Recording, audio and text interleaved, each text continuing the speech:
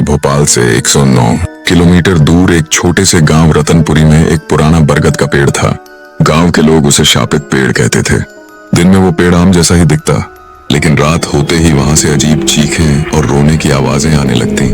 किसी ने बताया कि सालों पहले एक औरत रूपा को उसी पेड़ से बांधकर जलाया गया था।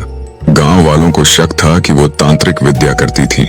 जलते समय उसने गांव वालों को श्राप दिया, मैं लौटूंगी और हर उस इंसान को ले जाऊंगी जो इस पेड़ के पास आएगा। समय यूं ही बीतता गया। इस घटना को पूरे 40 साल हो गए थे। आज 40 साल बाद गांव का माहौल थोड़ा बदल गया था, लेकिन उस पेड़ के पास अब भी कोई नहीं जाता था। एक दिन शहर से दो लड़के विवेक और राहुल गांव घूमने आए। वो गांव की कहानियों में विश्वास नहीं करते थे। वो भूत वूत कुछ नहीं होता, विवेक ने हंसते हुए कहा। लोगों की इस कहानी को झुठलाने के लिए विवेक और राहुल आज रात पेड़ के नीचे रुकने का फैसला किया। गांव वालों ने मना किया, पर वह नहीं माने। शाम होते ही दोनों मोबाइल में टॉर्च जलाकर पेड़ के पास चले गए। अंधेरा गहराने लगा था। चारों ओर सन्नाटा था। सिर्फ पत्तों की सरसराहट की आवाज आ रही थी। 10 मिनट बीते, फिर 20 और फिर 1 घंटा। तभी अचानक एक ठंडी हवा चली और पेड़ की डाली हिलने लगी। राहुल ने देखा कि टॉर्च की रोशनी में किसी की परछाई दिख रही है। एक लंबा कद, बिखरे बाल और सफेद साड़ी। तू देख रहा है ये? राहुल की आवाज कांप रही थी। ये कोई मजाक कर रहा है शायद, विवेक ने घबराते हुए कहा। लेकिन वो परछाई धीरे धीरे उनकी ओर बढ़ने लगी।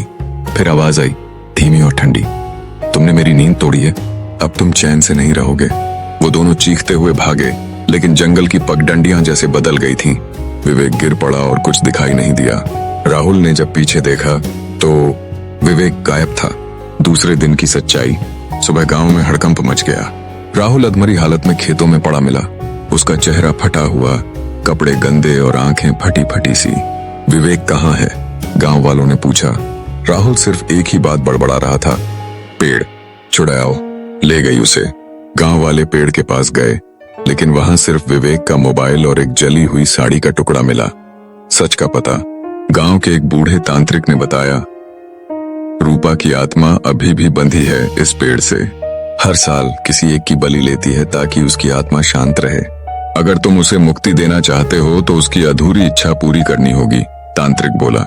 राहुल ने डर के बावजूद फैसला किया कि वो सच जानकर रहेगा और सबके सामने सच लाएगा। हो सकता है इससे विवेक को बचा लिया जाए। अंतिम पल, राहुल ने पुराने दस्तावेज खोजे और पता चला कि रूपा निर्दोष थी। असल में गांव के जमींदार ने उसकी इज्जत लूटने की कोशिश की थी, और जब वो बच गई तो उस पर डायन होने का इल्जाम लगाया गया।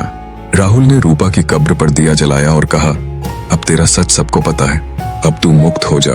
रात को वो फिर पेड़ के पास गया और अचानक हवा थम गई। उसी परछाई ने फिर सामने आकर कहा, मेरे सच को कोई नहीं जानता था, तुमने मुझे मुक्ति दी। विवेक अब आजाद है।